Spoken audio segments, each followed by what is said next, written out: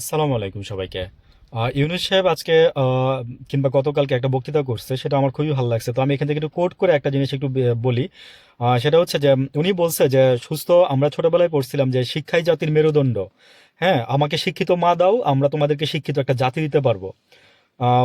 কে যেন বলছিল কথাটা, আমার ঠিক মনে নেই, বাংলাদেশের কেউ না, বিদেশের একজন বলছিল আর কি। এনিওয়েজ, আসলে সব ছোটবেলার কথা তো মনে থাকে না আর কি। তো এখন আমি যেটা বলতে চাচ্ছি, প্রসঙ্গটা হচ্ছে যে দ্যাটস ট্রু।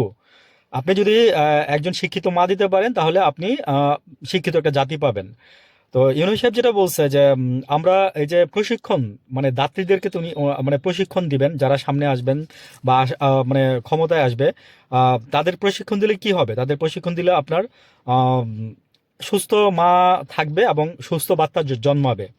আহ, যেমন অনেকের ভুলের কারণে কিন্তু এই ধরনের প্রবলেমগুলো হয়ে যায়। তারপরে এই প্রবলেমগুলো হলে কি হয়, যে তখন মা বাচ্চা সারা জীবন, আমি এই যে যেখানে যেটা মেনশন করতে যাচ্ছি, আমার ফোকাস হচ্ছে এই জায়গাটায়, সারা জীবনের জন্য দুজনই সাফার করে।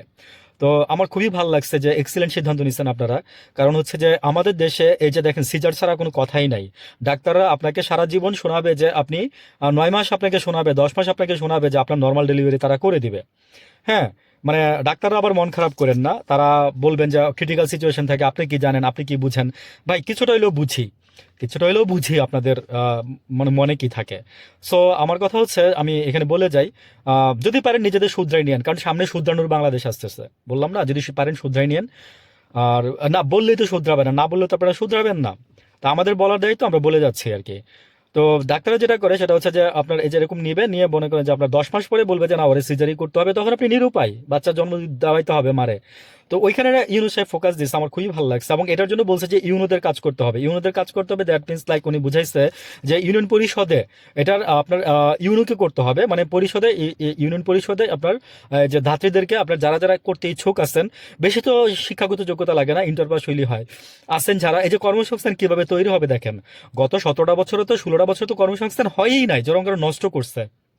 সেদিন জামাতের আমির বলছে যে চিনি কলগুলো, আমি অনেক আগে থেকে চিল্লাইছিলাম যে এই চিনি কলগুলো, 13টা চিনি কল আছে, মানে চিনি কল আছে 13টা প্রতিষ্ঠান, সব মিলে আশেপাশে মিলে বন্ধ করে দিচ্ছেন আপনারা। তো এগুলো চালু করেন, এই যে কর্মসংস্থান হবে। তো আমার বলার উদ্দেশ্য হচ্ছে যে সুস্থ মা হইলে, সুস্থ বাবু বাবু হইলে, তখন দেখবেন যে সবারই সবারই ভালো লাগবে। এটা এটা একটা আনন্দের বিষয়। ওইখানে যদি একটা দুর্ঘটনা ঘটে যায়, তাহলে কি কারোর ভালো লাগে? নাকি কারোর ভালো লাগার মতো কোনো অবস্থা মানে থাকে? সো ইউনুস সাহেব এই জায়গাটাতে মানে ফোকাস করছে। আমিও বললাম যে খুব ভালো একটা ডিসিশন নিচ্ছেন। তো এখানে যেমন কর্মসংস্থান হবে, প্লাস মনে করেন যে আপনার সিজার ছাড়া বাচ্চা জন্মগ্রহণ করানো যাবে ভবিষ্যতে চাইলে। ভালো থাকবেন সবাই, আসসালামু আলাইকুম।